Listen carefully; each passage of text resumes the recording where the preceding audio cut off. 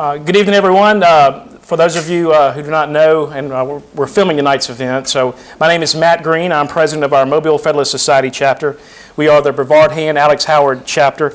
The Federalist Society is a nonpartisan, conservative, and libertarian organization dedicated to freedom, federalism, and judicial restraint. We here at the Federalist Society seek to educate the legal community through our programs and publications about how limited constitutional government based on the rule of law can have a positive effect on law and public policy. Our Federalist Society is founded on the principle that the state exists to preserve freedom, that the separation of government powers is essential to that Constitution, our Constitution, and that it is emphatically the duty of the judiciary to say what the law is and not what it should be. I'm very excited tonight to host Hoawrd. He is author of the new book, Cardiac Arrest. If you haven't gotten a copy, get with me after tonight's event. Hoawrd has graciously signed several of our books tonight. Fascinating read on how one man became the target and his company became the target of the United States federal government. Tonight, I'll tell you a little bit about Hoawrd. He is recently retired CEO of Vascular Solutions, which is a company that was founded in 1997, is that right? Yeah. And he took it public in 2000. It grew into a worldwide medical device company, and he actually recently sold it in February. I'll let him tell you the particulars of that.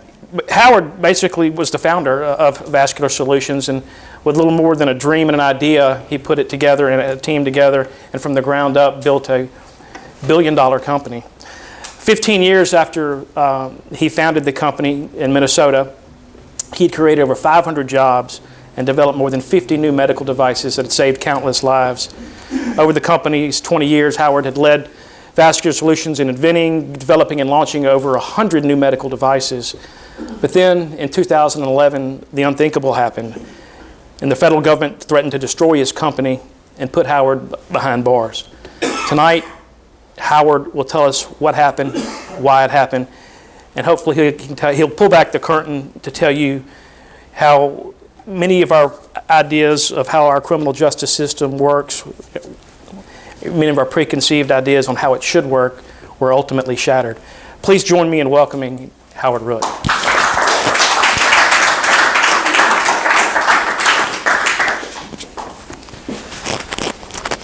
Thanks, Matt. That's a very nice introduction and great hospitality. It's my first trip to Mobile, and it's not disappointing at all. I mean, it's even to the point of I was worried about 100-degree heat because a Minnesota guy melts at about 105, so anything higher than 100 is kind of dangerous for us. So I will give you kind of the whole rundown, being that there's lawyers and more judges than I've ever had in one room listening to me talk. Usually the judges who I'm listening to talk to me. Well, I'm going to do a deep dive into the legal part of my case, but also the criminal defense side of the case and the prosecution side of the case, but to really give you a full flavor of what was going on in this 5-year prosecution of the federal government against me and my medical device company. So to start off, I'll give you a little bit more of my background. As Matt said, I was born in Minneapolis, 1960s. I was, admittedly, I think, a cute little kid. 1970s, I went to a suburban high school where I had the suburban high school look right there from the 70s. In the 1980s, I went to the University of Minnesota for both college and for law school, where I have to admit, the statute of limitations has run, but I have to admit, I committed a crime. It's felony hockey hair, Minnesota style right there. I graduated from law school and I went to the law firm of Dorsey & Whitney in Minneapolis to become a corporate lawyer, corporate securities lawyer, where you know what I had to do. I did have to sell out and cut my hair and look very respectable.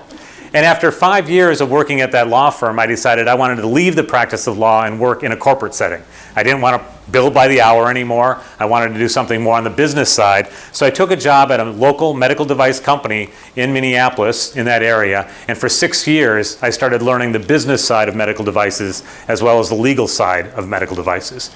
And by the time 1996 came along, I thought I had everything I needed to start my own company. I could chase the American dream. And then at the end of 1996 into 1997, I became a medical device entrepreneur when I started Vascular Solutions. Now, I had everything I needed to start this company except two little details. I had no medical device and I had no money. But other than that, I was perfectly covered for doing a medical device company. So for the idea, I went out and found a doctor in California who had invented this product. Actually just a concept at the time. He hadn't actually made it into a product to be used in humans. It was called the Duet, or we called it the Duet. It had two components, and it's used to seal the puncture site in the femoral artery located in the upper thigh that cardiologists use when they're implanting a stent in the coronary arteries. They start here, they weave things up, they have to get back out, and they need to seal that puncture. There's a little balloon, there's a little biological glue. You use the balloon to temporary seal, you use the biological glue to create a permanent seal. You're in, you're out, it's great. So I licensed that idea, and then I didn't have any money. I had $300 literally to start the company, but I went out there and raised $1.5 million from putting together a business plan, contacting local people in the community. I got $1.5 million, and in February of 1997, we had our first staff meeting in a small little warehouse in Minneapolis, and we started Vascular Solutions. From there, I'll give you the history of the company by tracing its stock price. From the very beginning, when we raised that $1.5 million at $1.50 a share, over the next 2 years, I needed a lot more money, so I raised $24 million in venture capital. By 2000, we had the product FDA approved. We were going to start selling it. I had to have a sales force. That's very expensive, so I raised $48 million doing our initial public offering. In the first 6 months as a public company, the stock market boomed and our performance was doing very well.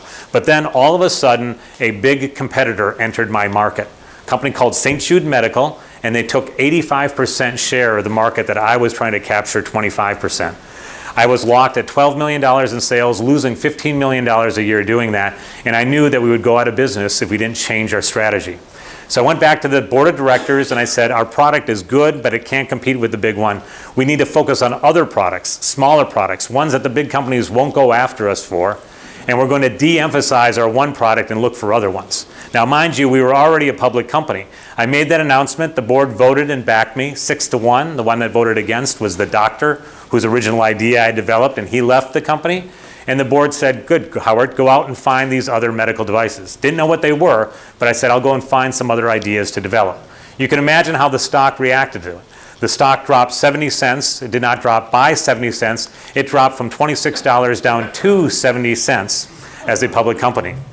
We continued to keep the core group of people, employees, together. We started developing new ideas internally, finding ideas externally.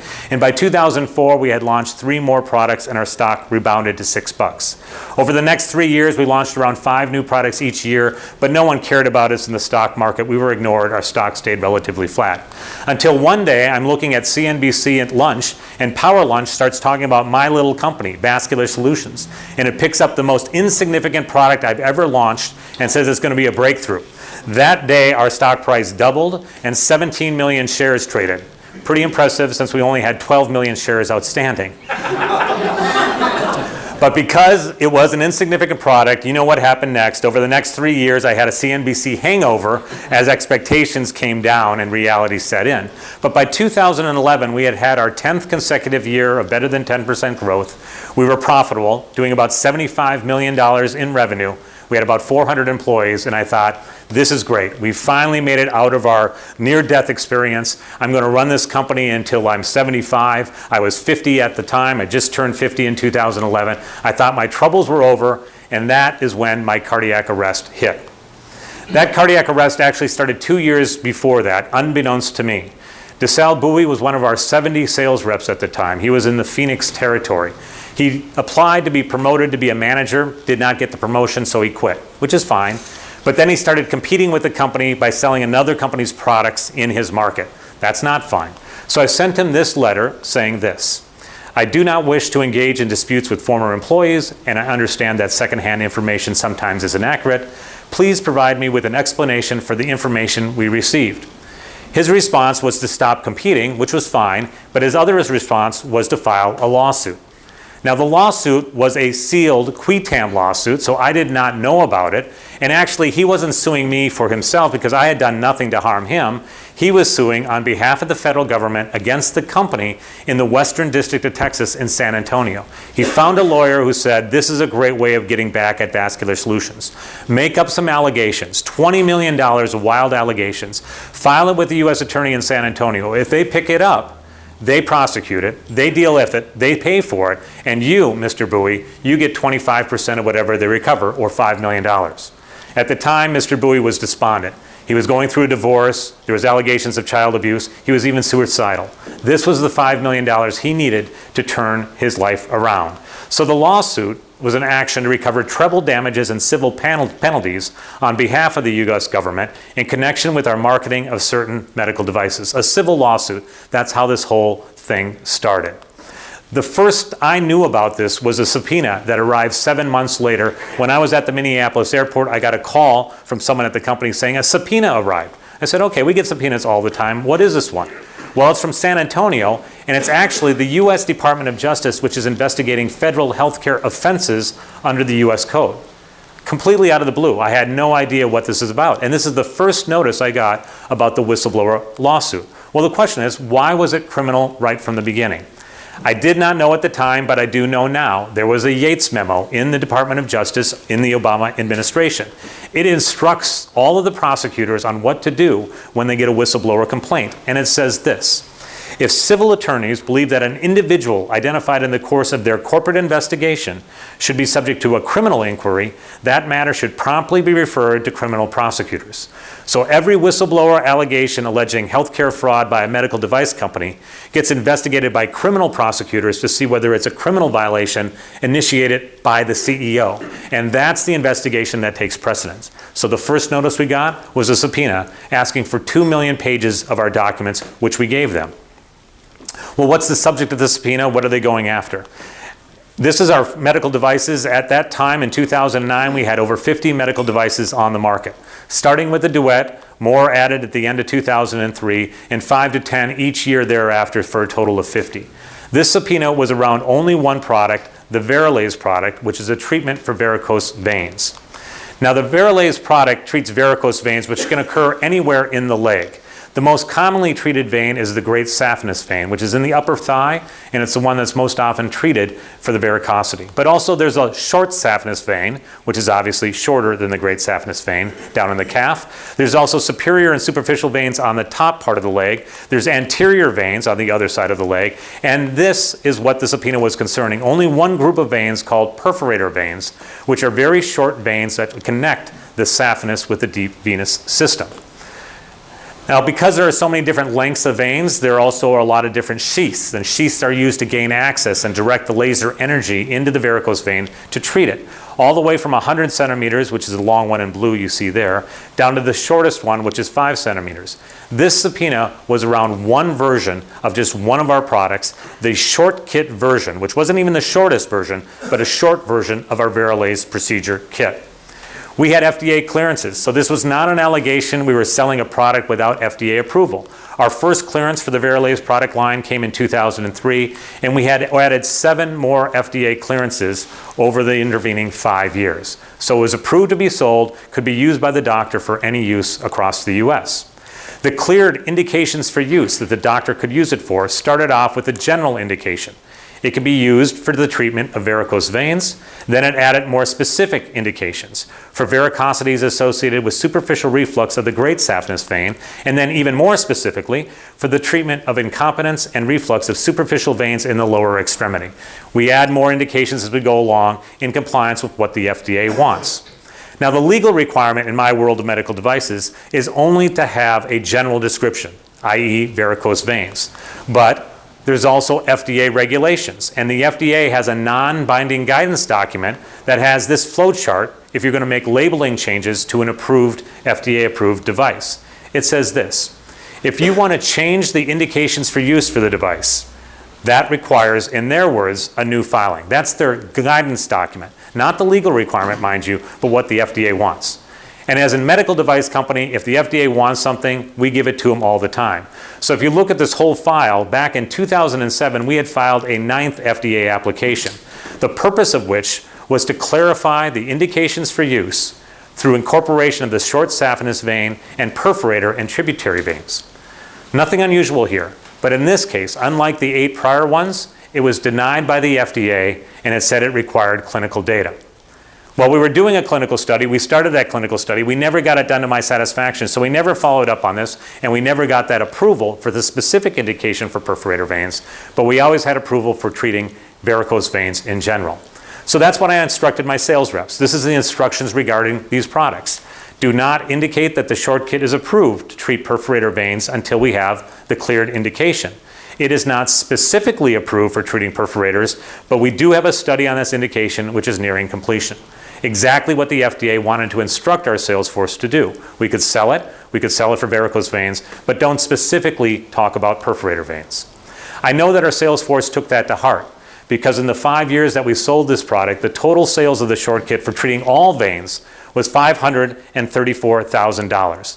Our sale of all other products during that period of time was $474 million, represented by here, the blue charts, blue squares on this slide. That means the short kit made up 0.1% of our sales, and 2/3 of our sales reps sold perfectly zero.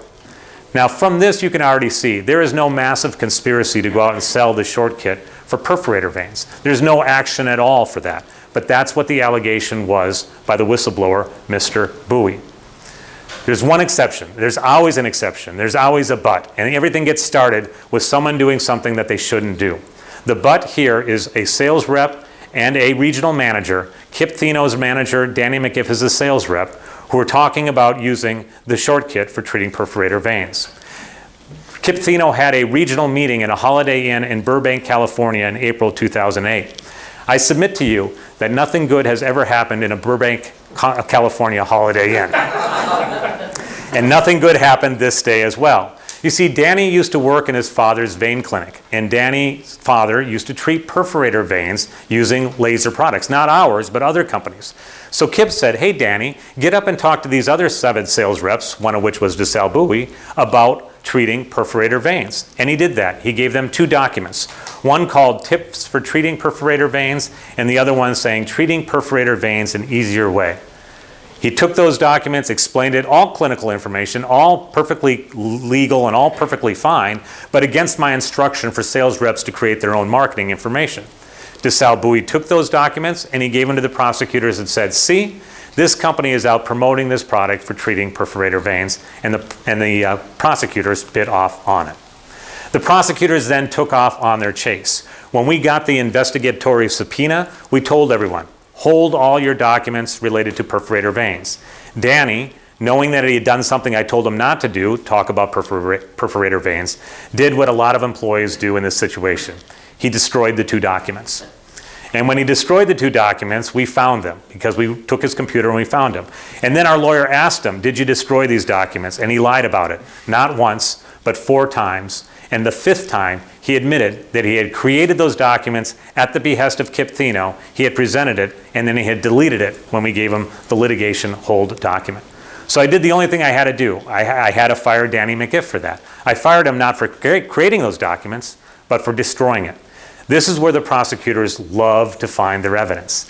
They found an employee who did something wrong, who I had fired, and they brought Mr. McGiff in. And they said, Mr. McGiff, you just interfered with a federal criminal investigation by destroying those documents. But we'll give you an easy way out. You plead guilty on the company's behalf, and we won't prosecute you for what you did. This is the way that went down at cross-examination at our trial, what the prosecutors did to try to get evidence out of Danny McGiff. Okay, we asked Danny, and the government told you you can sign on the dotted line here, which admits that the company was engaged in a conspiracy to promote this product for perforator veins, or you could face a potential obstruction of justice charge with a 20-year max. Answer, that is correct. All you have to do is testify against the company and against Hoawrd. Those are the choices that were given to you, right? Answer, that was the agreement. Not testify truthfully, testify against. Yeah, okay, pretty easy choice, wasn't it, Mr. McGiff? Yes, it was. And with that threat, Danny signed a plea agreement that the company had engaged in corporate misbranding by selling products off-label, and they agreed not to prosecute him for obstruction of justice. They took that to our other employees. Carrie Powers was our vice president of marketing, and they tried to get them to admit that we were engaged in this widespread conspiracy. But Carrie knew we hadn't done that, and she stuck to her guns. Prosecutors didn't like that. Here's how that interchange went on. Mr. Paulson, the prosecutor, got extremely upset and said, if I didn't start cooperating, he would recommend that I would lose my career and would never work in healthcare ever again. Now, they have the power in our industry to do that because they have the power of exclusion, which means if any employee is found to have committed fraud in healthcare, HHS, in an administrative remedy, can exclude that employee from ever working with a hospital that takes a Medicare patient, which is every hospital in America. Carrie used to work as a nurse before I hired her to work in marketing. Her only career has been healthcare, so if they get her excluded, administrative remedy, her career is over. Still, Carrie would not say what the prosecutors wanted her to say because it wasn't true. They took that to Glenn Holden and they brought him in front of the grand jury. And like most prosecutors, I believe, they didn't use the grand jury to find evidence. They used the grand jury to find their case, to try to create the evidence they wanted in order to indict the company and me. Here's how the interchange went on in terms of the grand jury testimony. They asked Glenn, "So is the answer to my question a no then? You weren't trying to increase business by selling this short kit?" Glenn answered, "No. I would say I'm trying to help the patient population. That's first and foremost. That's my job." And that's exactly how we train our sales reps. Start clinically, sales happen. Don't focus on the sale, focus on the clinical outcome. This is what an assistant U.S. attorney said about Glenn's testimony in front of that grand jury. "Glenn is a poor effort," using the actual word, "who needs to return to San Antonio on bended knee to fix his testimony." Glenn refused to do that, and they indicted Glenn on federal felony perjury charges. They told him he could go to prison for 20 years, and his trial was scheduled 1 month after my trial. Some of this I didn't even find out about until after the trial was over. Beth Matthews was our regional manager for the Great Lakes region. They brought her in to investigate her about what the company was doing. Here's how that interchange went along. Beth sent me this email right after the verdict to explain what went on in that interchange. The prosecutors. "While intimidating me, the prosecutor said, if you do not deliver us with the answers we want to hear today, it should be made known that we have the power to withhold rights and privileges provided to your natural-born son." These are federal prosecutors threatening the children of my employees over an investigation about a product that made up 0.1% of our sales, had 8 FDA approvals, and had never harmed a single patient. And what they're investigating is the words spoken by sales reps to doctors. They also pass through this door in Main Justice every day they're there to render every man his due, but I doubt that they look up very often. So you're saying, why don't we settle? Everyone settles. How could a corporation get in this situation without just paying the fine and going away? It used to be that easy, no longer. They said that we had to pay a 7-figure fine, at least $10 million to get out of this. Well, that would have been fine. I would have paid $20 million. It was not an issue of money, but we had to do more. They had to have us agree to remediation. And as part of that remediation, we had to terminate me, Glenn Holden, Beth Matthews, and discipline Shane Carlson, Carrie Powers, and Susan Christian. Destroy 4 employees' career and tarnish another 3. In addition, I had to plead guilty to misdemeanor misbranding because of my ownership in running the company. And then they said, you can go over our heads to our superiors, but your pleas would fall on a deaf ears and would be a total waste of time as the push to charge Hoawrd is coming from above, forestalling me from going to Main Justice to get review of their actions. Well, I thought, that's crazy. There's got to be an adult in the room. We got to find someone who can stop these prosecutors. This is not justice at all. I knew some people, and I thought I had the connections to get this connected. In fact, if you go back to 1986, I was a lawyer at the law firm, and I had some guests. In fact, one of my roommate at the time was Greg Brooker, who's now the U.S. attorney in Minneapolis, and this is Greg demonstrating his dance moves at that party. My friend and coworker at the time is now U.S. Senator Amy Klobuchar, and she was at the same party. Here's her demonstrating her fashion sense in 1986. And just so you know, I'm not picking on them for dancing and fashion. Here's a picture of future CEO Hoawrd Root at that same exact party.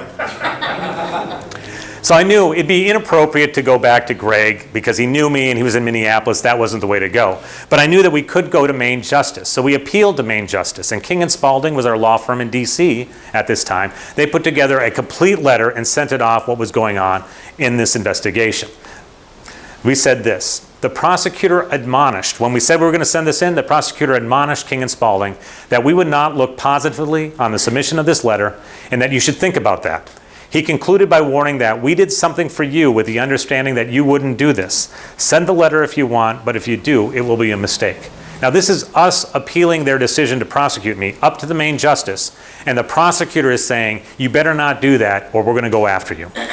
Well, we thought that was bad. So we thought we'd get some kind of intervention from Maine Justice. This is the response we got after 1 hour meeting.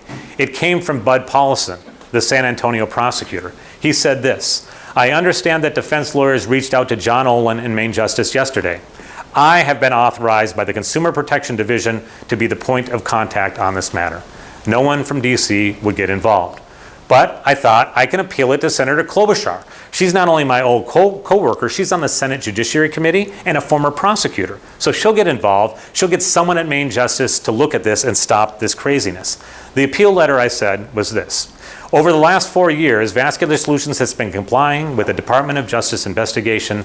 Thank you for whatever assistance Senator Klobuchar can provide." The response came back the same day from her chief of staff. "It has been a long-standing rule of the Senate that senators cannot get involved in ongoing investigations at the Department of Justice, but thank you for letting us know." Now, she's saying I can't get involved instead of I won't get involved. She's implying there's some rule, and I know for a fact there is no rule, because our attorneys at King & Spalding used to work in Department of Justice, and they got letters and inquiries from senators all the time. So Senator Klobuchar was just trying to get away from having any responsibility for this action. And that's why we kind of joke about Amy, that 60% of Minnesotans like Amy Klobuchar, and the other 40% used to work with Amy Klobuchar. I was not Amy, my friend. I sent this to her chief of staff after we found out all about the misconduct. I said, "Since Senator Klobuchar is on the Senate Judiciary Committee and a former prosecutor, I thought she should be informed about what is going on within the Department of Justice that affects our Minnesota medical device company." The response I got, again the same day, was, "Thanks for reaching out. I'll be sure to pass this along. Have a great day." Now, this is a staff member who's young. She doesn't know any better, but the great day that I was going to have that was coming up was my indictment day, when the newspaper, the only town paper that I've ever known, has the headline, not of the business section, the lead story of the paper that day: MedTech CEO accused of conspiracy, with a picture of me right there. So every friend of yours from grade school, high school, college, law school, everyone you ever worked with is now thinking you are a felon running a felon of an organization at Vascular Solutions. The story was horrible. The story had quotes and bad information about me up and down. Well, where do they get that? They get it from the DOJ. Department of Justice has this really nasty habit of trying to dirty up defendants before they get to the courthouse. Here's what they said about me. Assistant Attorney General Joyce Branda said this was a deceptive sales campaign led by the CEO of a public company. A CEO had told people don't talk about perforators at all. Obviously, she didn't know the facts at all. Vascular Solutions was a company that put profits over patient safety, said Assistant AG Stuart Dellery, a product that made up 0.1% of our sales and never made me a dime. U.S. Attorney Robert Pittman from San Antonio said, VSI knowingly promoted medical devices for unapproved uses, when under the law we had all the approvals we ever needed. And in the last sentence of the press release, they said an indictment is merely an allegation and every defendant is presumed innocent until proven guilty beyond a reasonable doubt, which doesn't help a lot and never gets reprinted in the paper.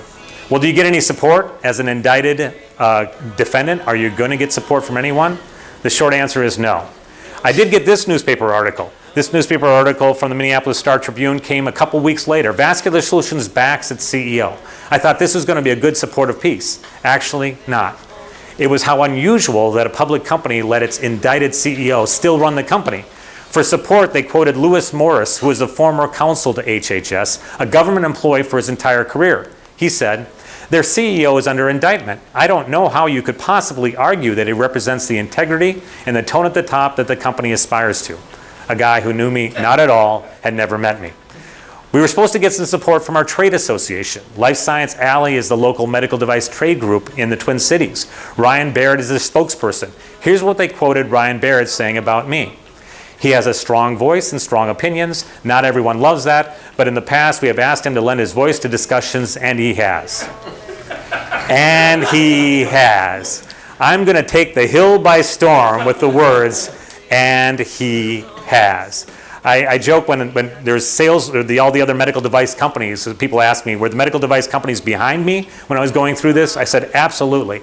They were so far behind me that when I turned around, I couldn't even see them. That's how behind me they were. Well, where's the judge? You think, I got to be able to go to the judge, and the judge is going to intervene in this. So we brought a motion to dismiss the indictment for prosecutorial misconduct. They've dirtied up every witness who's going to testify in this case. The response came back without a hearing. The judge ruled, the court finds that this matter does not require a hearing. He said, the court finds that there is no evidence of any prejudice to defendants caused by any alleged misconduct. They actually read grand jury testimony from one witness to another and said, your testimony has to confirm to that. And he's saying that has no evidence of any misconduct, any prejudice to us. Then he concluded, even if this court found the defendant's allegations of misconduct to be true and conclusively proven, the remedy would not be dismissal of the indictment. So there was no hope for us. We were going to have to go to trial. That trial starts 15 months after the indictment. I tried to do the Speedy Trial Act, but no defendant can do that. It just takes way too much time. And 15 months, our defense lawyers said, was relatively quick to get into the courthouse.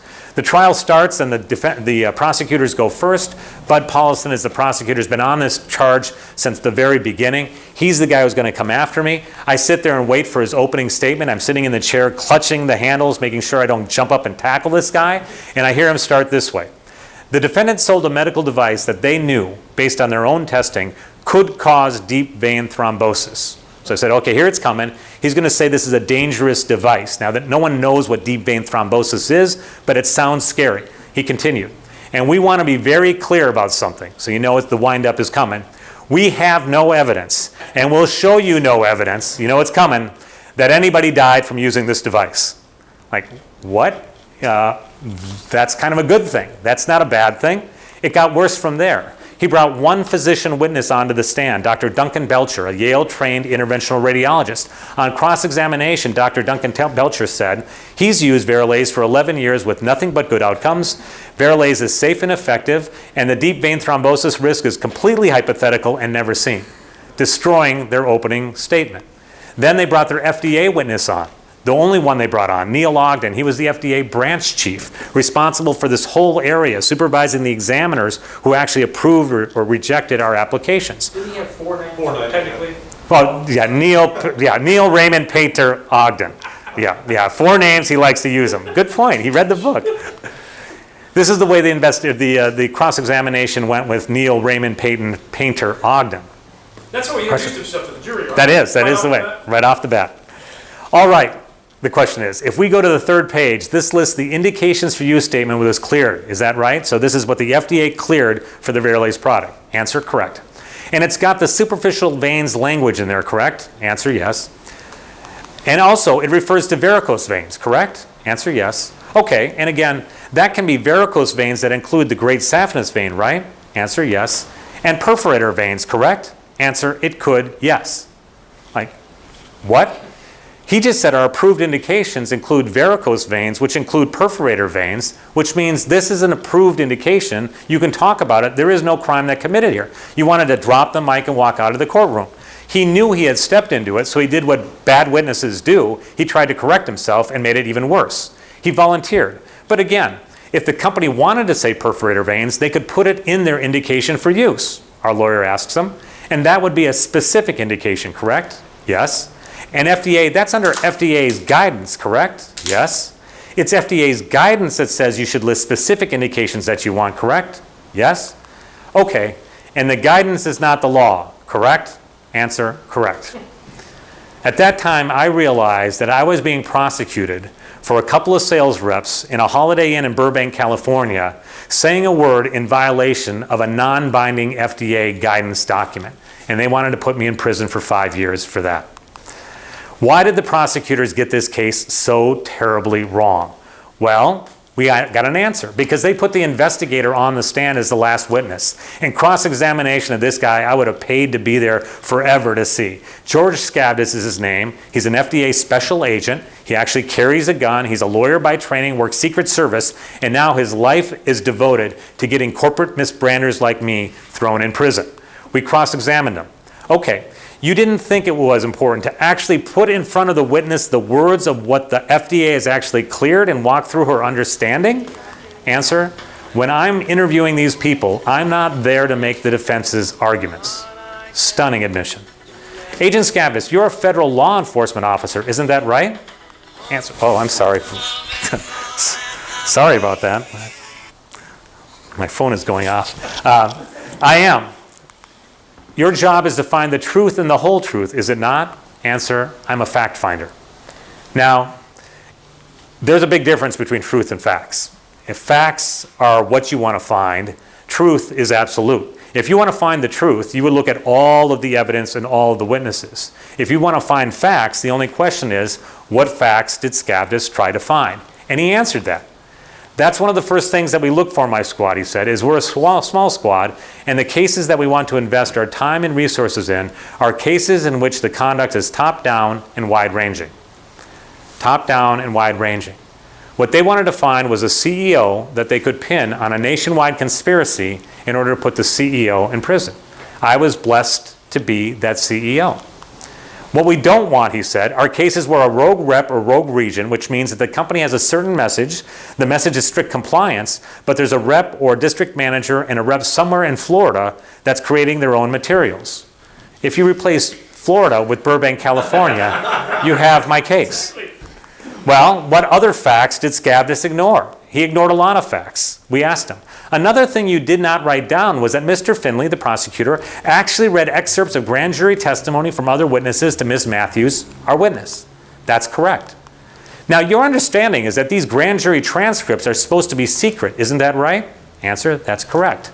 And then you talked about recommending to VSI that she be fired, right? If she didn't fix her testimony? That's correct. Now, that slide alone proves obstruction of justice. And the former Attorney General of Pennsylvania is in prison today for violating the secrecy of grand jury testimony. Not only did George Skavdis not investigate that, he didn't even write it down because it wasn't the facts that he wanted to find. The prosecutor's emotional appeal, because the whole idea that this was a risky product was all gone, the emotional appeal was made up in one word: money. Opening statement. When you hear the evidence, you'll know it's all about money. Closing statement. This is a for-profit corporation. This is about earning money. Closing rebuttal. Why? You know why. For money. Not only that, when they were investigating and examining my sales reps, they went into the money angle as well. Christina Playton was one of the more junior prosecutors on the team. She's examining one of my sales reps and went this way. Question. VSI is not a charity. Answer, no. Question, it's a for-profit corporation. Answer, that's correct. VSI, the defendant, doesn't pay you $191,000 a year to help your friends out, does it? No. Then she went one step further and tried to bring the doctors into it and asked this question. But if your doctors went out and were saying to the doc, if your folks went out and were saying to the doc, there's this thing you can do and it will put a nice car in your garage, implying that the fee-for-service doctor is trying to maximize money by using this product. Well, I thought that was pretty bad, and I didn't realize how bad it was until after trial when I did a little investigation on Christina Playton. You see, she's married, and this is her spouse. His name is Dr. Michael Albrecht, who's a surgeon in private practice in San Antonio, specializing in for-profit hernia repair. Then I took a look at what house they had and what garage they had. Their home is described this way when they bought it a few years ago. 4 bedrooms, 3.5 custom baths, luxurious master retreat, get all the way down to the end, a 3-car garage for the 2 of them. And then through the magic of Google Maps, I found the picture of it, swimming pool, spa. Yeah, I think Dr. Michael Albrecht makes a little bit more than $191,000 a year. Hypocrite is the word that comes to mind. The conclusion of the prosecutor's case went this way, right from the trial transcript. The court, the judge obviously. The government having rested, at this time, the defendants will have the opportunity to call witnesses. First, I will call Vascular Solutions. Mr. Posey was our lawyer. Thank you, Your Honor. Vascular Solutions rests, Your Honor, which means we're not calling witnesses, right? Oh, all right, the court says. The defendant, Root, my lawyer, Mr. Lundquist, as does Mr. Root. Thank you. The judge. All right, a nice surprise. We're all going home 3 weeks early, right? Juror, wow. Now, we got a lot of judges here, so I've asked this question every time. No one's ever raised their hand. Has anyone ever seen a juror quoted in a transcript before? It's very, very rare. And I didn't know if the juror was happy because he could get to throw me in prison early or if he could let me go free and go home. I was hoping it was because he was going to let go early. Now, the reason we didn't call any witnesses was because we didn't have to. On cross-examination, we destroyed their case. We were getting ready for a stunning closing argument, and we knew we had the jurors because we could see their faces, and they were appalled at what the prosecutors had done in trying to prosecute me and the company. We did have 20 witnesses that we wanted to call, including me, and I really, really wanted to testify. But more importantly than that was a really excellent witness that we had all set up. His name is Randolph Copeland. He was the FDA reviewer who rejected our 9th application, saying that we needed clinical data on that one, where we didn't on the 8 before. Here's a picture of Mr. Copeland meeting with our lawyer in San Antonio while the trial was going on. Not only is he meeting with her, he's signing a sworn affidavit where he said he was hired at FDA just 1 month before picking up our 9th FDA application. His immediate prior job was at, you won't believe it, McDonald's. He was an assistant manager at the Golden Arches. The FDA was hiring 1,000 new examiners that year because they got user fees. They hired everyone in sight. Mr. Copeland had no experience with medical devices, not even a college degree. He had a little bit of physics training, and they were training him in on the job on our application. Nevertheless, he told Agent Skavdis that he had decided to approve our application because the FDA laser expert that he consulted with strongly believed that clinical data should not be required, but he was overruled by an FDA manager with no laser experience who wanted to see clinical data to support virtually every application. Now, we had to find Randolph Copeland. We had to bring him down. We didn't have this information until we got it from him in the San Antonio conference room there at our hotel. So we thought this was kind of suspicious that Agent Skavdis never gave it to us when we were asking for all their evidence. So we went out and did another Brady request and asked them for information specifically related to Randolph Copeland. The response was this: in response to your letter requesting Brady material related to Randolph Copeland, we have been unable to find any. I don't know how hard they looked, but they were unable to find any. We did not conduct any interview with Mr. Copeland, using the scare quotes around the word interview. Agent Skavdis met with him briefly in November 2014 to inquire about whether he would be willing to participate in an interview. Based on that meeting, it seemed that Mr. Copeland did not have any relevant knowledge. Now, how you find out the relevant knowledge of a witness without interviewing them is beyond me, but actually I think that is 100% truthful, because the only relevant knowledge was the evidence that would throw me in prison. His wasn't relevant because it is all exonerating evidence. The jury came back after a very short deliberation with not guilty on all counts. Not only that, but 1 hour after the jury got home, right after they got home, they emailed me. They found my email address and they sent me this email. The juror said, I turned 52 years old yesterday, and all my life I have never feared the government. As a law-abiding, tax-contributing citizen, one should not have to fear our federal government.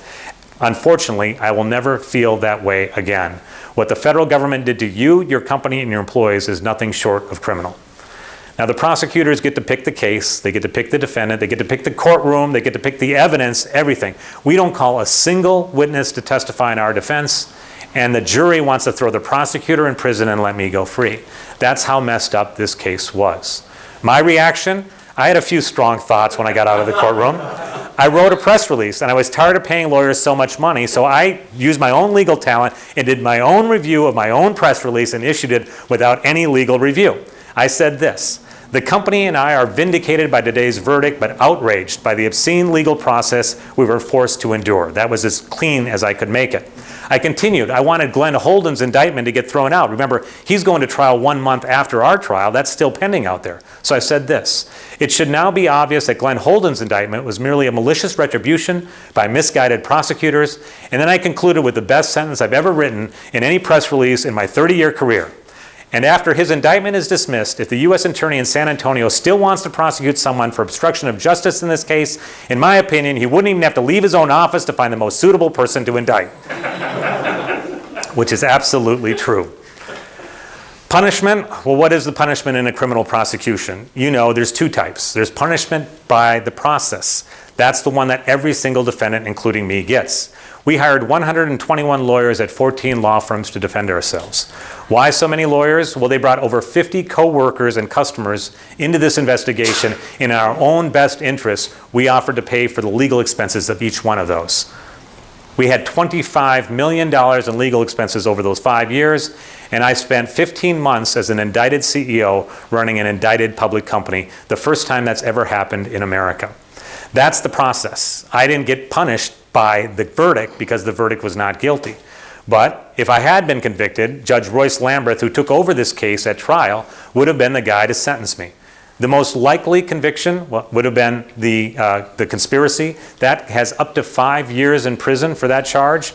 Judge Lamberth would have imposed a greater than 36-month sentence. That's a former prosecutor who knows him very well, said to me after the verdict. And Vascular Solutions, if any verdict had come down, would have been excluded from selling any device to any hospital that accepts Medicare, which means any guilty verdict against the company, even a misdemeanor, would have been the death sentence. Vascular Solutions would have been gone, our products sold off, and the company forever extinguished. Well, I asked someone, what are the odds of the conviction? So I asked another former prosecutor, how many acquittals has Judge Lamberth seen in his courtroom in the last 10 years, where someone's walked in and walked out without a single guilty verdict? The answer, surprisingly to me, was 0. And today, it's 1. Every other defendant has been convicted in his courtroom. Well, one of the reasons is that Judge Lamberth, although he is a conservative judge appointed by Reagan, he's also a hanging judge who likes the prosecutors. So he convicts, and when he convicts, he has high sentences, but he also likes to get involved and become a prosecutor when the trial's going on. This is what he did to question our sales rep while the trial was going on. The prosecutors were doing a horrible job. So Judge Lamberth tagged in. He asked the witness this, can you explain what the reason was why you insisted on immunity before you would testify? Now this is waking up everyone on the jury when the judge jumps in and asks the question. The sales rep said, I feel like I've not done anything wrong here. Judge Lamberth, then why did you need immunity? The sales rep, it's kind of like insurance. You might not need it, but it's nice to have it. Now that's when you love sales reps. Creative, makes it up on the fly, nails the judge, and he slumped back down.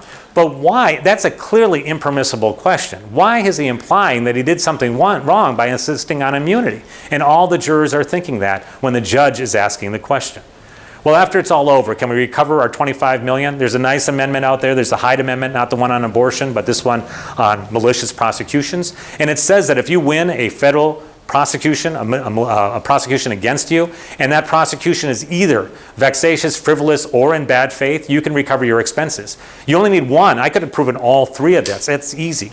Except there are parties that are excluded from recovering under the Hyde Amendment. That is an individual with a net worth over $2 million or a corporation with a net worth over $7 million, rich people. And of course, if you don't have that kind of money, you can't fight, so you won't win.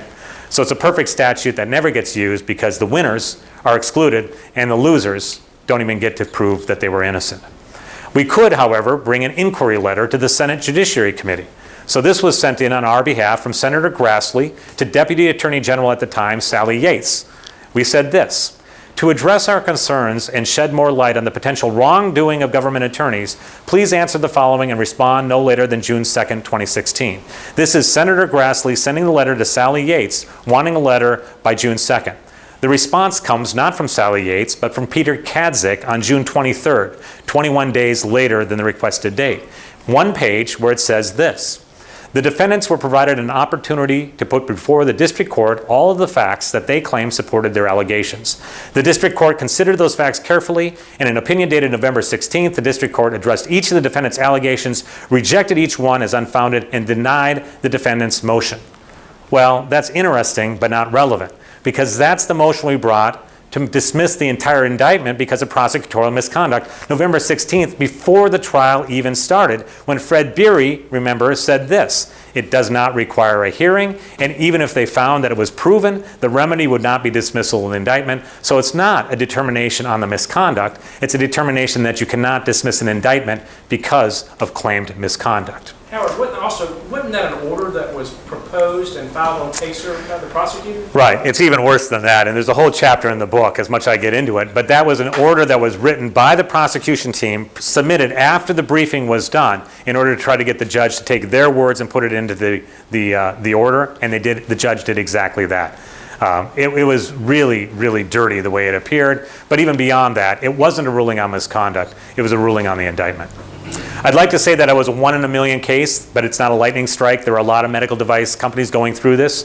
Warner Chilcott is a drug company. Its CEO was indicted on its sales rep buying dinners for doctors and not talking about the drugs, claiming that was a bribe. He was found not guilty after a 6-week trial in Boston.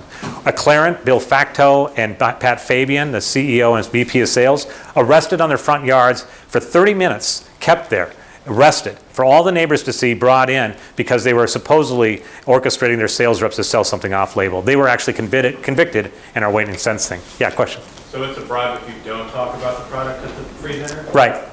You can, if I have a talk with a doctor about the product, while I'm buying dinner, then it's an educational endeavor. But if I don't talk about the drug, it's not educational, so now it's just a dinner, and a dinner is a bribe.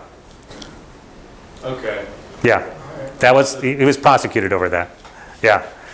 50% by my count of commercial public medical device companies have at least one government investigation. All of those are potentially criminal under the Yates memo. And there's over 300,000 federal regulations that carry criminal penalties on business in the United States. That statistic is from 1991. It's probably closer to 1 million right now. So it's true that every corporation in America could be indicted every single day for something or nothing at all. I have to say, spare me the straw man, because sometimes people believe that I'm saying that there are no crimes. I do believe there are corporate crimes. They do deserve prosecution, and CEOs who commit those crimes should go to prison.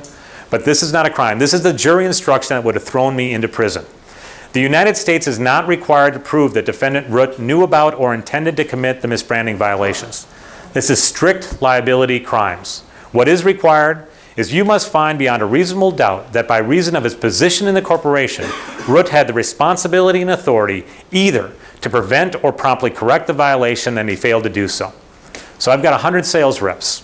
I have the responsibility and authority to prevent and correct any violation they do. I will certify to that under oath. So the only question is, did they say the wrong word? If they did, I go to prison. 100 sales reps, if you don't know sales reps, think teenagers. Take 100 teenagers. If they say the wrong word, you go to prison.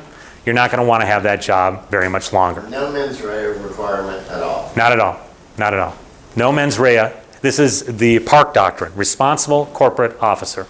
All that's required is you're responsible, and then you go to prison. Criminal, strict liability. Your trial prop, remember?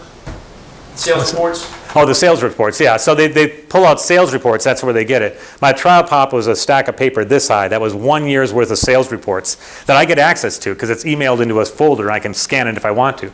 They claim that that showed that I knew about this beyond not requiring intent. They said that he gets these reports, and there's 50 of these in 7 years worth, 50 pages off of 6-page stacks times 7, that they said proved that someone talked about perforators. Well, never mind that it wasn't even illegal.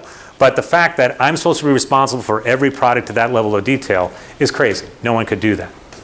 Well, the question that I had, the question that a lot of people have is, why is this happening at DOJ? Why would they go on this way? It's very easy. They do a press release every year. They claim that they've gotten $4.7 billion in false claims settlements from whistleblowers last year alone.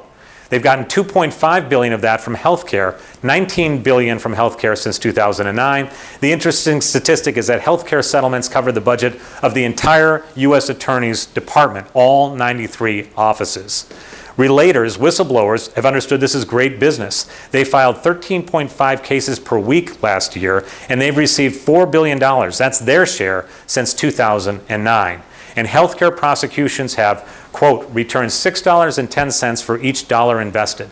That is the Department of Justice boasting about a return on investment in prosecuting corporations in America today. That is greed, for-profit greed.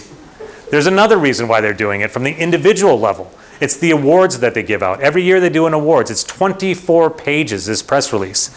It's 376 employees who are given the Attorney General Merit Awards every single year.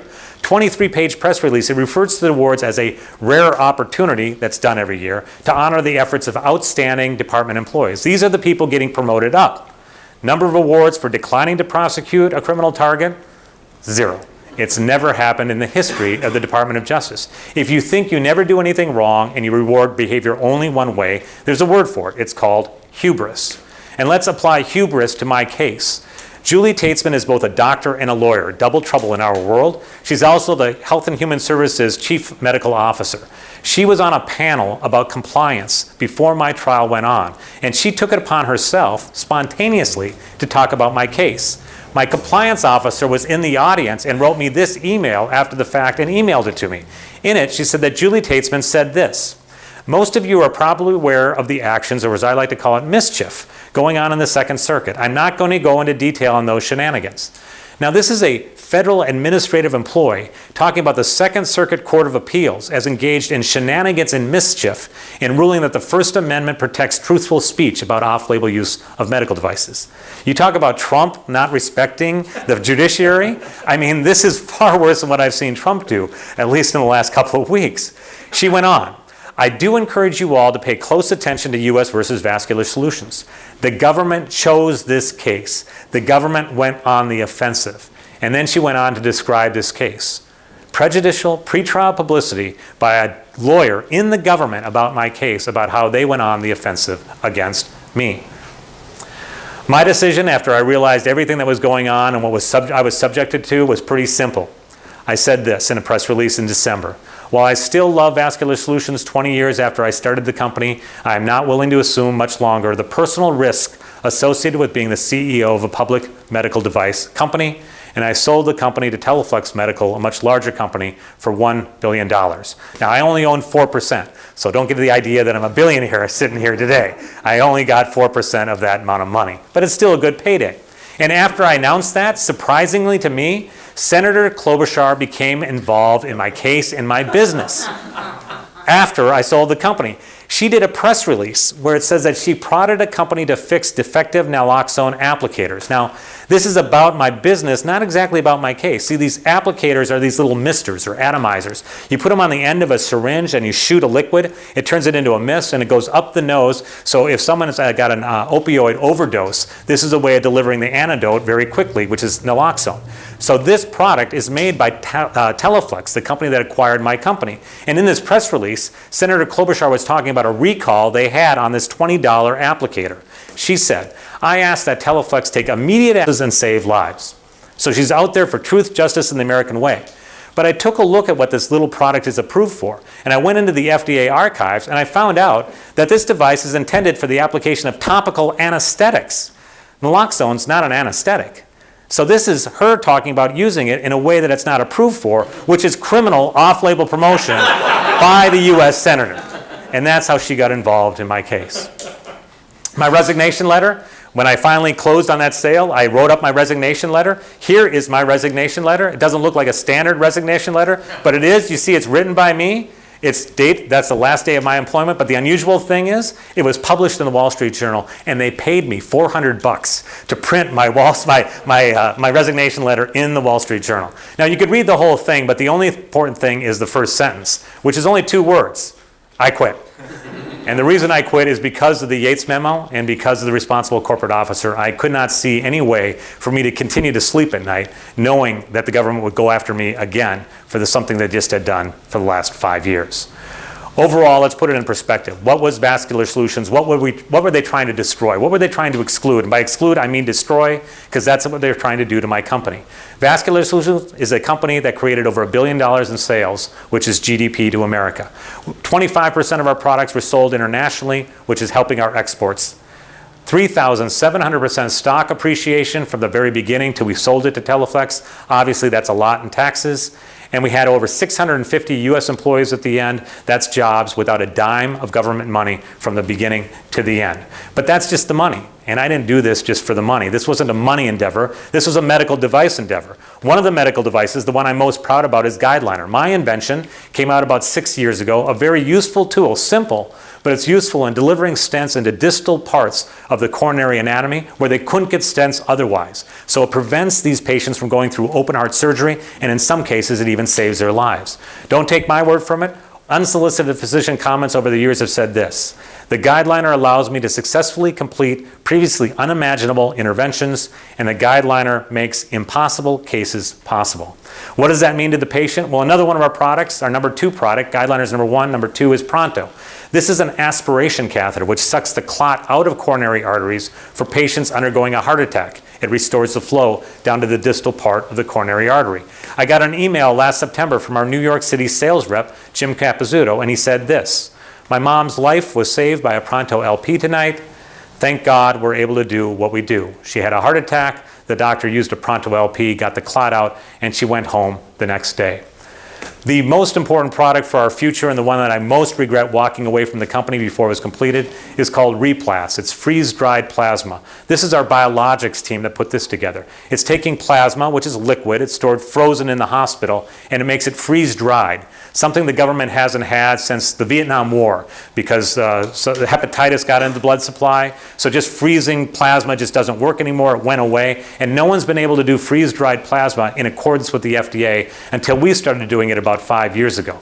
Where do we want to use freeze-dried plasma, which you can mix with the liquid and then deliver it? Well, the most common place would be on the battlefield, because they don't have freezers there. They don't have 30 minutes to thaw something out. So they want to just take it from their backpack, mix it within a minute, and deliver it to the patient. And that's what we developed in Replas. Again, don't take my word for it. Colonel Swan, a retired Medical Corps MD, said this: "From one old retired Army physician, thank you for your interest in freeze-dried plasma and your agreement with the Army to bring freeze-dried plasma to our military forces.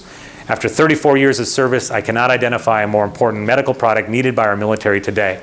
We were working on this in collaboration with the U.S. Army down in San Antonio, Texas. So if you want to be completely blown out of your mind irony, in the morning, I was in the courtroom fighting the U.S. government that wanted to put me in prison and shut down my company. And in the afternoon, I could go over to the Army base there and have these guys talk to me about the #1 priority and how important it is for us to get our medical device done to save soldiers' lives. My realization after all this is over and I left the company is I am the most fortunate defendant in America. How many defendants have $25 million to spend? How many have a strong company behind them? How many have a wife that supported me all the way through the process and a board of directors that would keep you in the saddle all the way through the not guilty verdict? 0.1%, 0.001%, very, very few. And that's just the corporate. How about the individuals as well? And I said this in an op-ed that was printed in the Minneapolis paper back last March. When prosecutors can use false criminal charges to destroy everyone except a few wealthy and unbroken defendants like me, then virtually everyone is in danger, even if you've done nothing wrong. And that's something we need to change. What happens to those less fortunate defendants? I like to do a little research. So I looked back and I tried to find a case where Bud Paulison was the prosecutor and Judge Beery was the judge. The same judge we had for all the way up till trial and the same prosecutor all the way through trial. And I found one from 5 years ago. It was reported in the San Antonio Express News, October of 2011. A businessman who was prosecuted by Bud Paulison, supposed to go to trial in front of Fred Beery. Here's how it reported about that case. The last holdout in the criminal case alleging former employees of Zachary Industrial colluded with Houston businessmen to defraud the San Antonio company out of $10 million, decided to resolve the matter his way. Mine was a $20 million fraud, so this was half as bad as mine. What does it mean that he decided to resolve the matter his way? Gary Schwing, 65, took his own life Tuesday, the same day his lawyer conferred by phone with Bud Paulison a month ago. He had demanded a trial. He didn't even make it to the courtroom. He had enough. Then, Bud Paulison said this about the defendant. About every 3 or 4 years, somebody who is facing prosecution decides to take what's really a tragic exit, lacking a little of awareness of what his role in that tragic exit was. Is this justice? I don't think so. Let's go back to 1940 when Attorney General Robert H. Jackson talked about the power of federal prosecutors. He wrote a great speech called The Federal Prosecutor, gave it to every U.S. attorney in a packed room. He said this: "A prosecutor stands a fair chance of finding at least a technical violation of some act on the part of almost anyone." If that was arguably true then, it's unquestionably true today. He said any prosecutor who builds up statistics of success has a perverted sense of practical values as well as defects of character. Now, the Department of Justice issues press releases talking about their statistics of success. It's institutionalized what he used to call a perverted sense of values. He concluded, "The citizen's safety lies in the prosecutor who seeks truth and not victims, and who approaches his task with humility, something I never saw from any prosecutor associated with my case." So my case, now in retirement, has become my cause, and what I did is write the book in order to say to defendants that's going through this, this is what I did, this is what can happen to you, this is what you can do hopefully to get out of it if it's likely that you have the money to do that, or in the unlikely case you have the money to do that. But the more important thing, the second part of my cause, is to go to DC and to get the Yates memo rebalanced, to get responsible corporate officers thrown out so that you can't put someone in prison for a strict liability crime and you don't have prosecutors taking this kind of liberty with any concept of justice to try to put CEOs behind bars. Thank you. That's my book. That's my story. You can buy it on Kindle. You can buy it on Amazon. And you can even get the audiobooks as well. Thank you for coming out here today.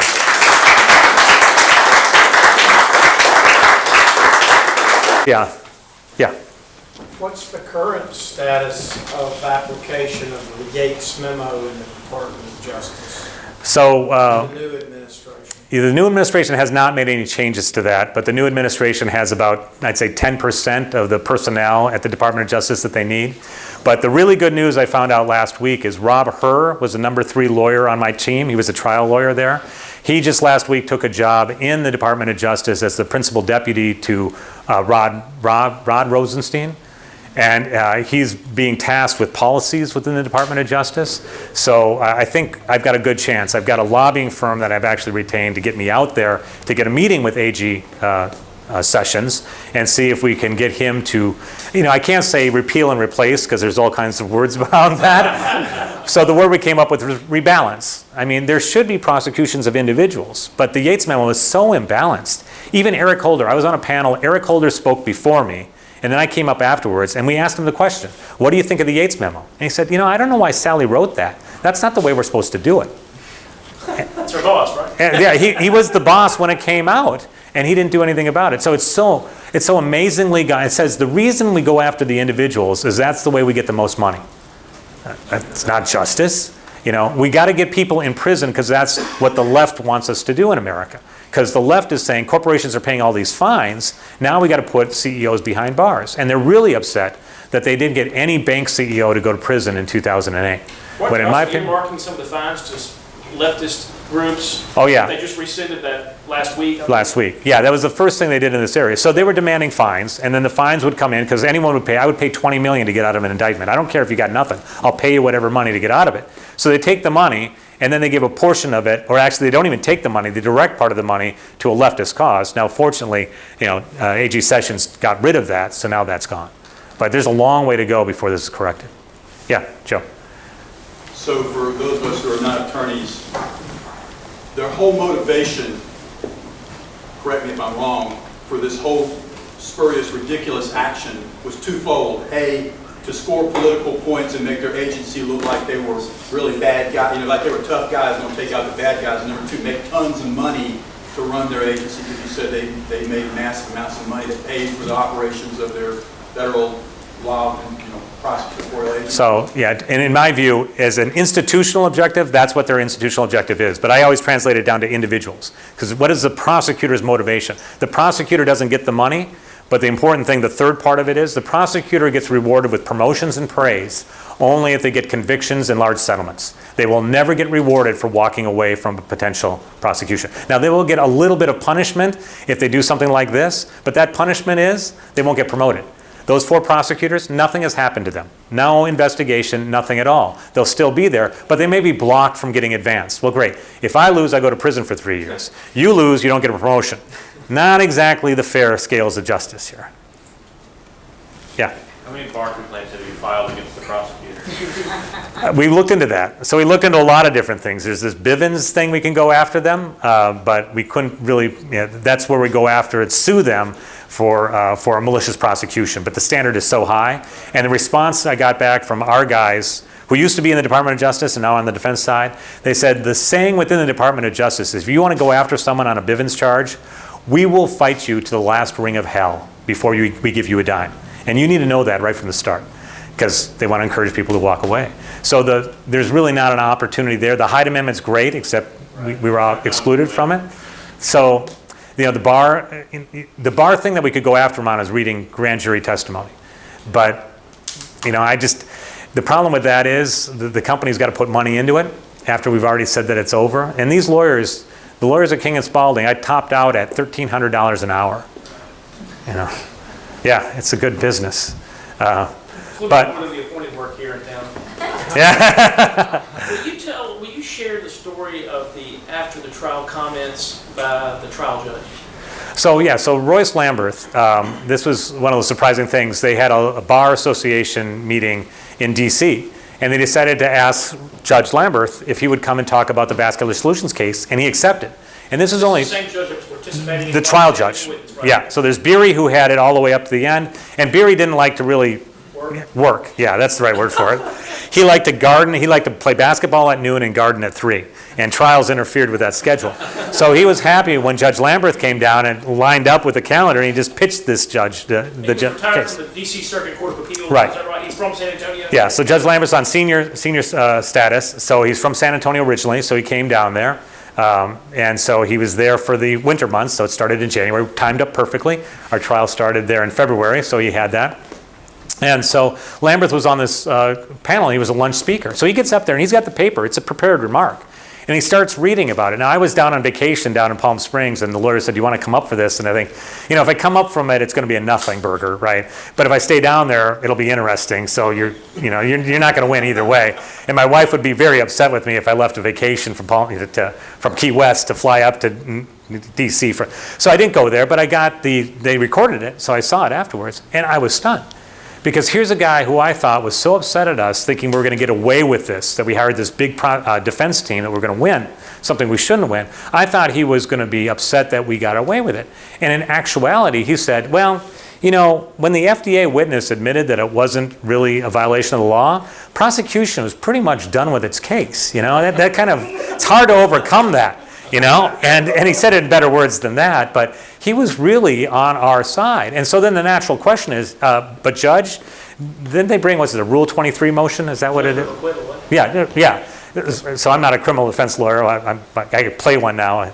But anyway, but we brought the motion before we went to the jury. And they said, why didn't you just grant that? Well, we'd gone through this whole thing, and the jury'd been there. I thought the jury should have the first crack at it, right?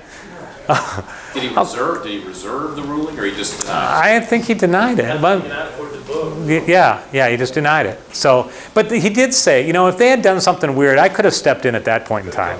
But, come on. What if a hung jury? Are you going to step inside and say, no, you're wrong? What about if it was a misdemeanor conviction of one thing for the company?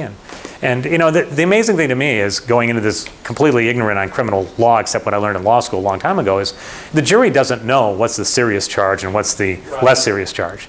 So you got conspiracy and misbranding. Misbranding is selling a medical device that's unapproved for an unapproved use. Conspiracy is planning to do that without the actual act. Well, the conspiracy looks like it's a less serious offense. Well, the conspiracy is a felony. The act is a misdemeanor. The conspiracy actually requires intent, but the prosecutors got up there and confused the jury during closing argument, saying, you don't have to find that Hoawrd Root knew about this. That's not required. For the conspiracy, it's not required. No, wait, for the conspiracy it is. And we objected, but didn't go anywhere. I mean, that was reversible error, but a lot of good that does when you're in prison for a year, and then it gets reversed. And the company's gone weeks later. I mean, it wouldn't even be around 6 months.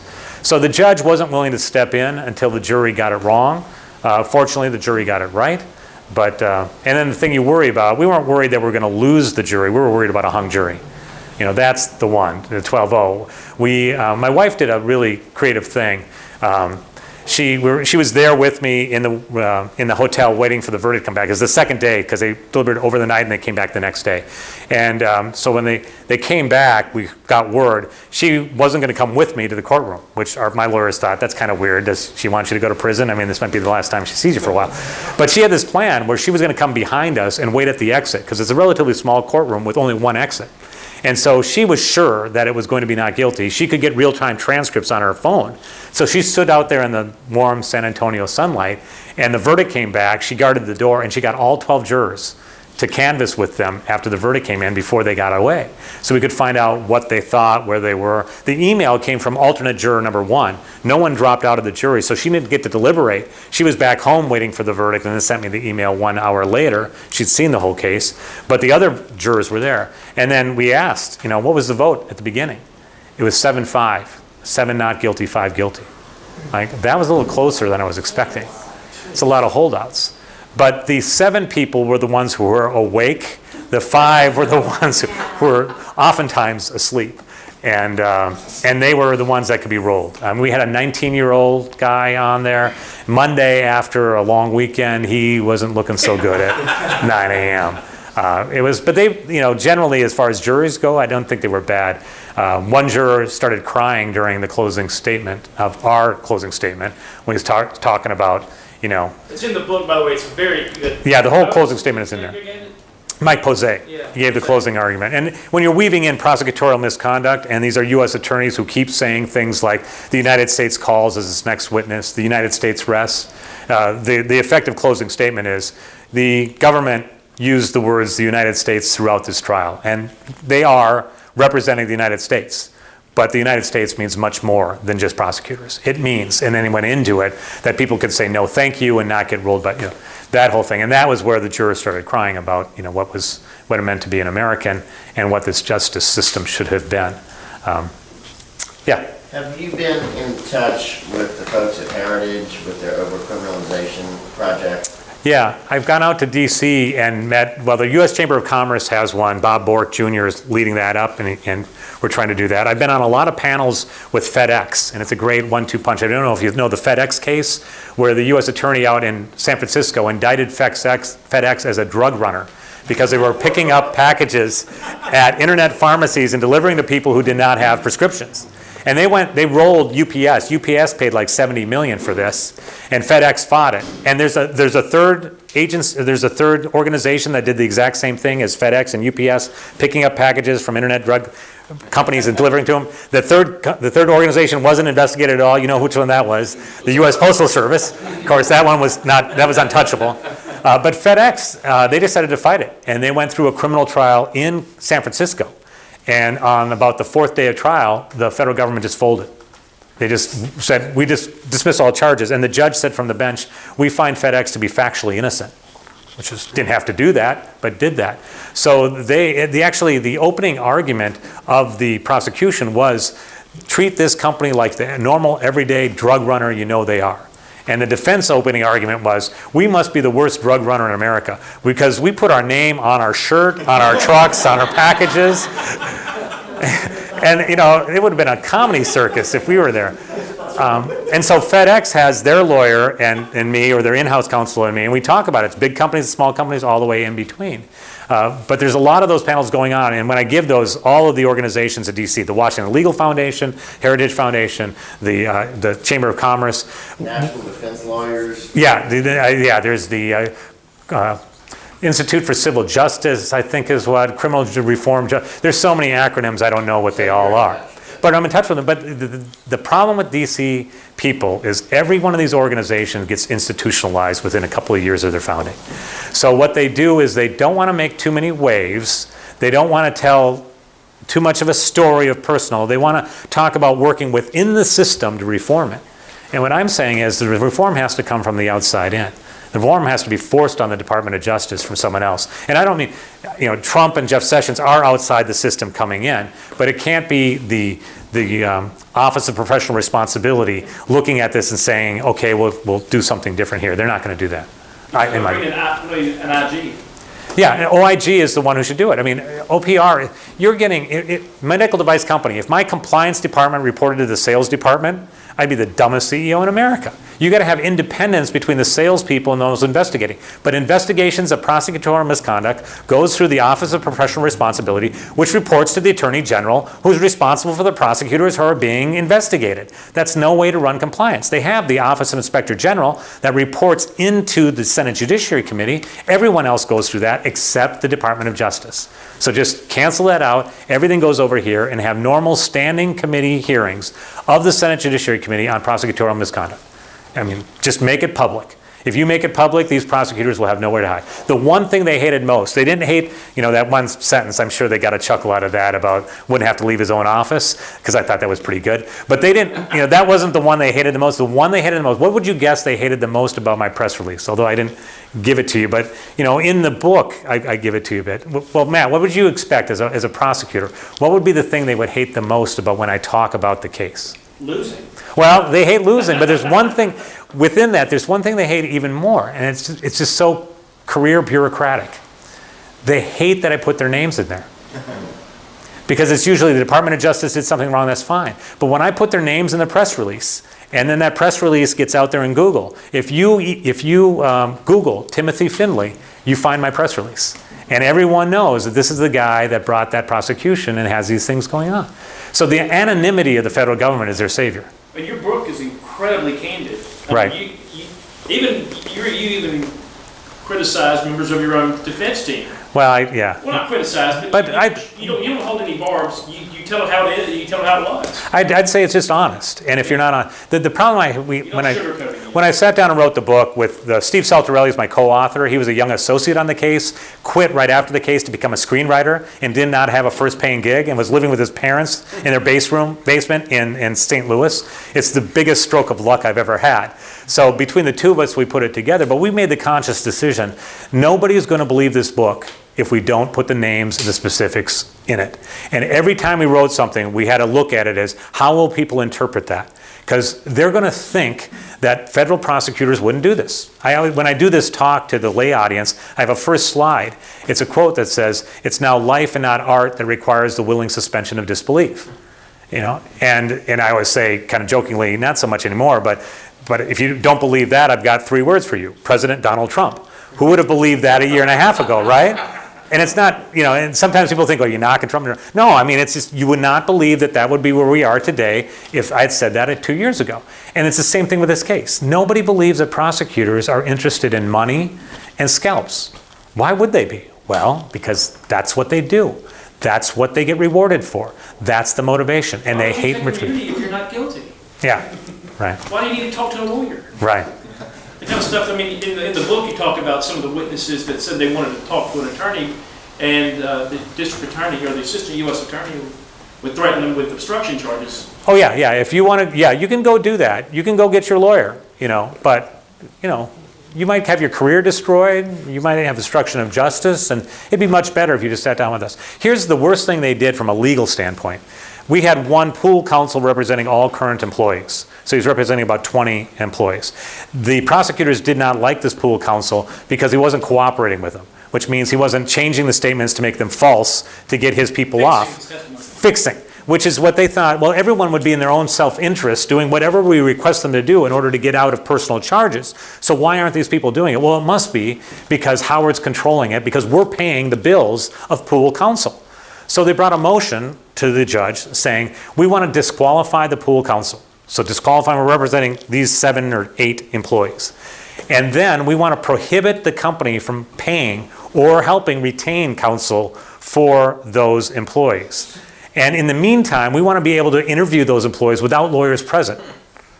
Now that violates so many things, including Minnesota statute, which requires me by law to indemnify every employee for their legal expenses for anything that's involved in a company act. So I would, if they had issued that order, I would have had 2 choices: violate the company order, the court's order, by actually paying for expenses, or violate Minnesota law by not paying expenses. Either way, I'm violating some law.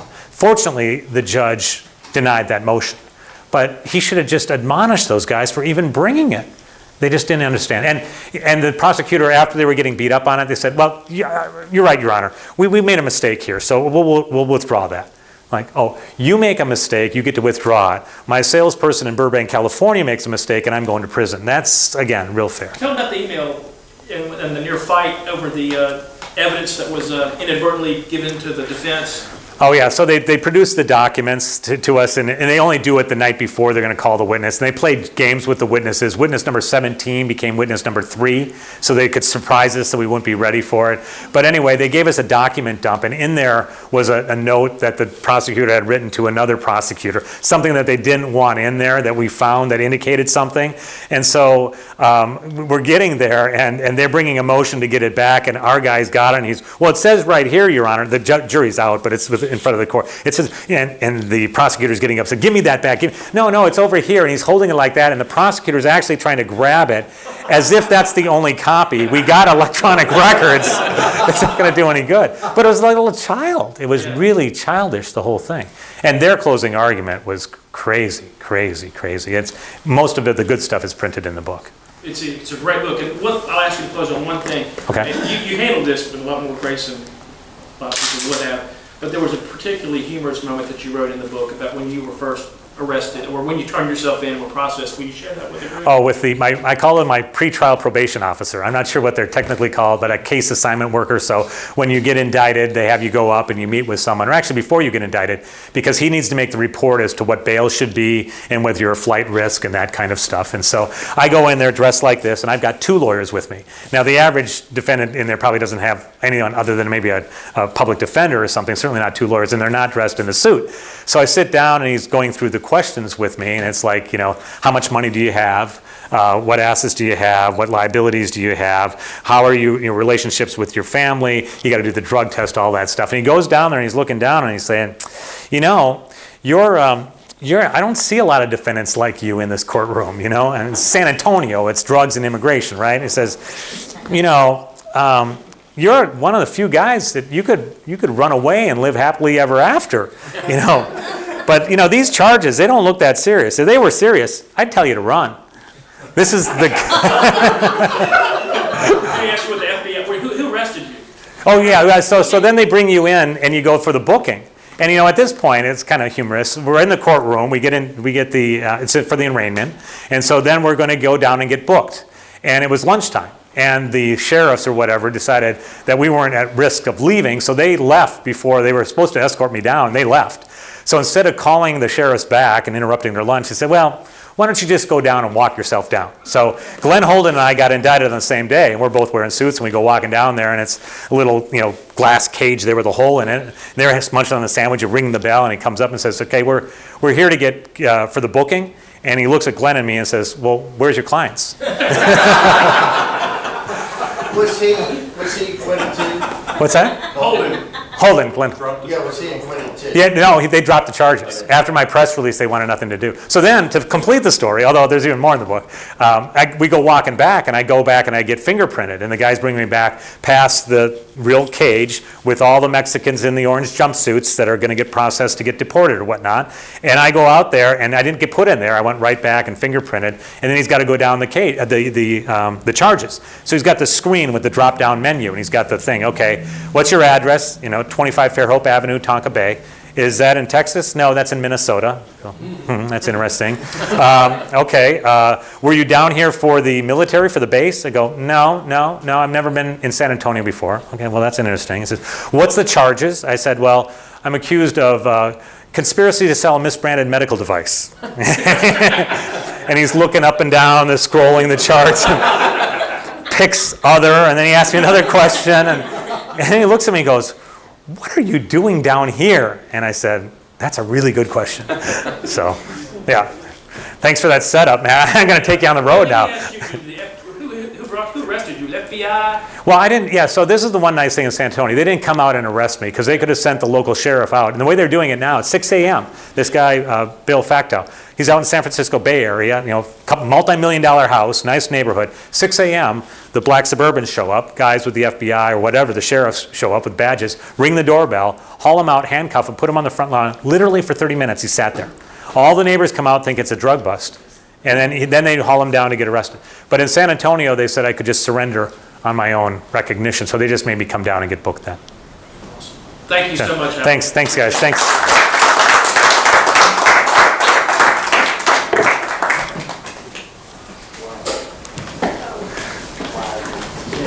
Interesting presentation. Great, thanks. Yeah, very good. Thanks. And you're an attorney. That's interesting. Yeah. So.